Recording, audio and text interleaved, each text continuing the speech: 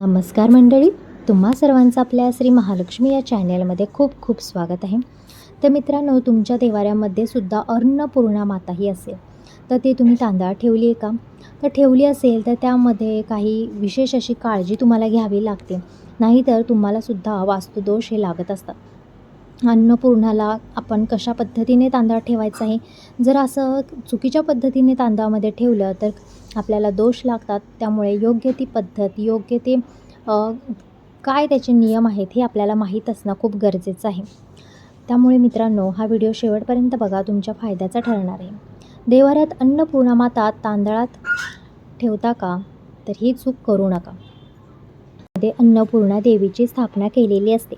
देवी अन्नपूर्णेला देवाऱ्यामध्ये आपण तांदळामध्ये स्थापन करतो हे सर्वांनाच माहीत आहे.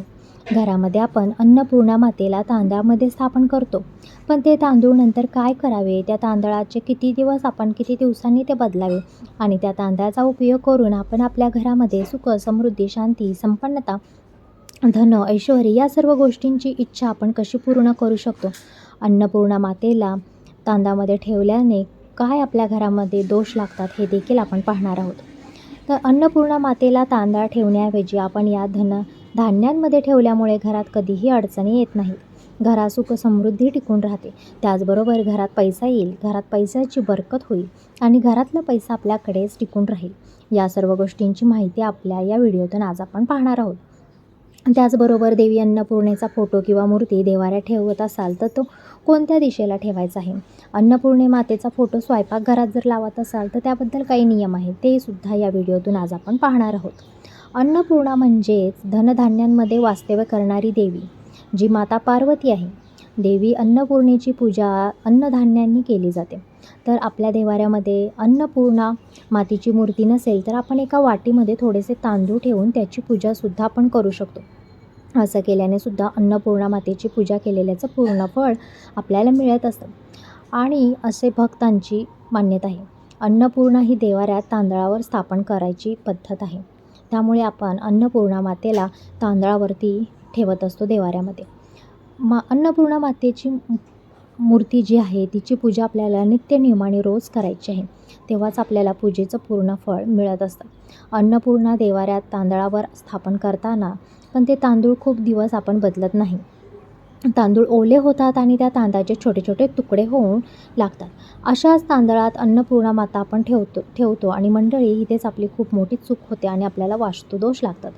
घरामध्ये यामुळे नकारात्मकता ऊर्जा वाढू शकते, घरामध्ये खूप अडचणी येऊ शकतात आणि त्यामुळे अन्नपूर्णा मातेला जर आपण तांदळात स्थापन केलं असेल तर ते तांदूळाचे तुकडे झाले असतील तर आपल्याला ते बदलावे लागतील आणि ते आपल्याला पक्ष्यांना तुम्हाला टाकायचे आहेत.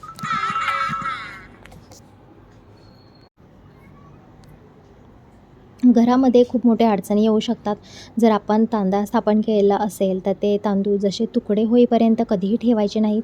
ते तांदूळ कधी बदलायचे याविषयीची माहिती आता पुढे पाहणार आहोत. तुमच्या घरात अशी चूक होत असेल तर आत्ताच ती चूक तुम्ही सुधारली पाहिजे. आपल्या घरामध्ये अनेक अडचणी येऊ लागतात. जर देवाऱ्यात अन्नपूर्णा मातेची मूर्ती असेल तर त्यातील तांदूळ रोजच बदलायला पाहिजेत. पण रोज आपल्या घरामध्ये भात बनवतो आपण, भात बनवत त्यावेळी ते तांदूळ आपण टाकून द्यायचे आहेत भात शिजवताना.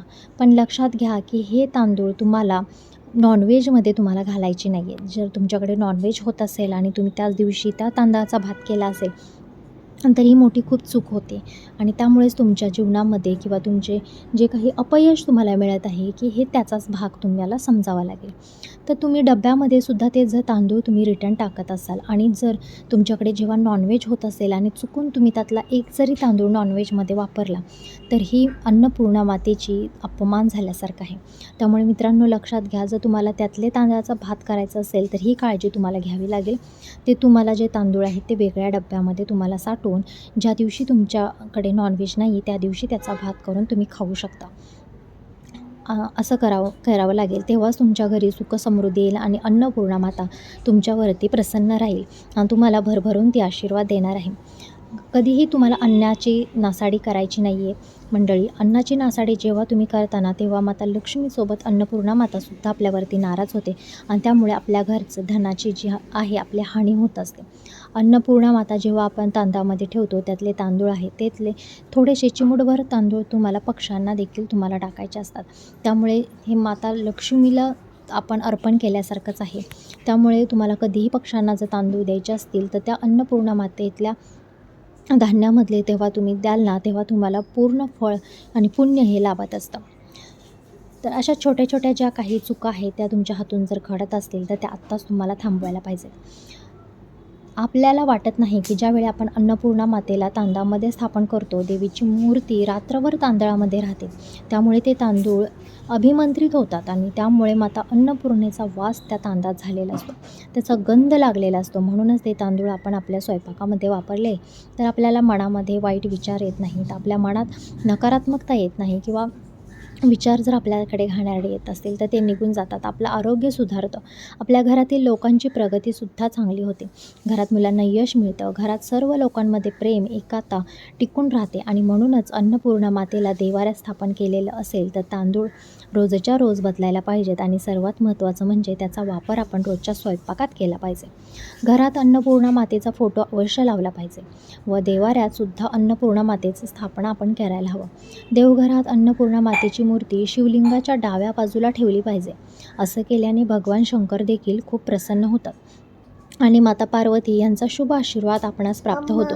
देवाऱ्यात नवीन धान्य रोज बदललं पाहिजे. तर मंडळी, माता अन्नपूर्णेला तांदळाच्या ऐवजी अन्य कुठल्या धान्यामध्ये आपण स्थापन केल्यामुळे आपल्या घरामध्ये पैसा बरकत येऊ शकतो, याविषयीची माहिती आता पाहूया. तर मातेला मूगडाळ अतिशय प्रिय आहेत, म्हणून एका वाटीमध्ये किंवा प्लेटमध्ये थोडेसे अक्षत म्हणजेच तांदूळ घ्यावे आणि मूगडाळीमध्ये अन्नपूर्णा मातेला स्थापन करावे आणि हे रोजच्या रोज बदलावे. त्यामुळे आपल्या घरात पैसा टिकतो, धनधान्याची बरकत होते. मूग या धान्यावर बुध ग्रहाचा प्रभाव असतो आणि बुध ग्रह बुद्धीचा दाता, त्याचबरोबर आपल्या घरामध्ये जो पैसा येतो ना त्याचा कारकसुद्धा बुध ग्रह आहे. त्यामुळे मंडळी, किती पैसा कमवतोय, किती मेहनत करतोय, पैसा तर घरामध्ये येत आहे पण तो कुठे जातो हे लक्षात येत नसेल तर हा विनाकारण पैसा खर्च होतो असेल तर तो पैसा टिकवायचा असेल तर बुध ग्रह खराब आहे असे समजावे. म्हणूनच सुखसमृद्धीची देवी अन्नपूर्णा मातेला मुगाच्या डाळीमध्ये तुम्हाला स्थापन करावे लागेल आणि हा प्रकार खूप फायद्याचा आहे, खूप लोकांना अनुभव आलेला आहे. तुम्ही देखील नक्की करून बघा. तुम्ही पूर्वीपासून तांदळामध्ये माता अन्नपूर्णेला स्थापन करत असाल तर एकदा ही सेवा तुम्ही नक्की करा आणि याचा अनुभव फरक नक्की तुम्हाला जाणवेल. घरामध्ये पैसासुद्धा टिकून राहील, तुमच्या घरामध्ये कधीच धनधान्याची कमी पडणार नाही. अन्नपूर्णा मातेचा फोटो आपण आपल्या किचनमध्ये, स्वयंपाकात, घरामध्ये लावला पाहिजे. पण तो फोटो कुठल्या दिशेला असणे शुभ मानले जाते ते सुद्धा माहीत असणं खूप गरजेचं आहे, कारण जर चुकीच्या दिशेला लावला तर त्याचे नुकसानसुद्धा आपल्याला भोगावे लागतात. स्वयंपाकघर हे आग्नेय दिशेला असणे महत्त्वाचे मानले जाते. तर पूर्ण भिंतीला आपण अन्नपूर्णा मातेचा फोटो लावू शकतो. त्याचबरोबर आपण आग्नेय कोपऱ्यातसुद्धा अन्नपूर्णा मातेचा फोटो लावू शकतो. तर मंडळी, सर्वात महत्त्वाची गोष्ट म्हणजे आपला गॅस ज्या जागी आहे त्याच्या एकदम वरच्या बाजूला अन्नपूर्णा मातेचा फोटो आपण लावू शकतो. पण स्वयंपाकाचा धूर अन्नपूर्णा मातेच्या फोटोला लागू नये, म्हणूनच स्वयंपाकघरामध्ये ज्यावेळी प्रवेश करतो त्याच्यासमोर अन्नपूर्णा मातेचा फोटो असावा. कारण आपल्याकडे जर नॉनव्हेज होत असेल तर नॉनव्हेजचा सुद्धा वास वगैरे तिथपर्यंत जाणार नाही, अशा पद्धतीने तुम्हाला तो फोटो लावला पाहिजे. अन्नपूर्णा मातेचं दर्शन आपण रोजच्या रोज घेतलं पाहिजे. स्वयंपाक करायच्या आधी आपल्याला अन्नपूर्णा मातेचं दर्शन घ्यायचं आहे आणि अन्नपूर्णा मातेचा फोटो तुम्हाला घरामध्ये लावायचा आहे. गॅसच्या अशा जागी मनपूर्वक तुम्हाला, जिथं तुम्ही दर्शन घेऊ शकता, पूजा करू शकता, अशा जागी किचनमध्ये तुम्हाला तो फोटो तुम्हाला लावायचा आहे. अन्नपूर्णा मातेचा फोटो आपल्या घरामध्ये, आपल्या देवाऱ्यामध्ये असणं खूप महत्त्वाचं आहे. त्यामुळे आपल्या घरावरती तिचा आशीर्वाद राहतो, आपल्या घरात सुखसमृद्धी टिकून राहते, कायमस्वरूपी सुखसमृद्धी टिकून राहते. आणि स्वयंपाकघरामध्ये जर अन्नपूर्णा लावले तर आपल्या घरामध्ये कधीच धनधान्याची कधीच कमतरता भासत नाही, पुण्य आपल्यास प्राप्त होते. तर मंडळी, अन्नपूर्णा मातेला आपण स्थापन केलेला आहे, अन्नपूर्णा मातेचा फोटो आपण लावलेला आहे. पण हे सुद्धा लक्षात ठेवलं पाहिजे की ज्या भिंतीला आपण अन्नपूर्णा मातेचा फोटो लावणार आहे बाथरूम नसावं किंवा आजूबाजूला देखील बाथरूम कुठेही नसावं.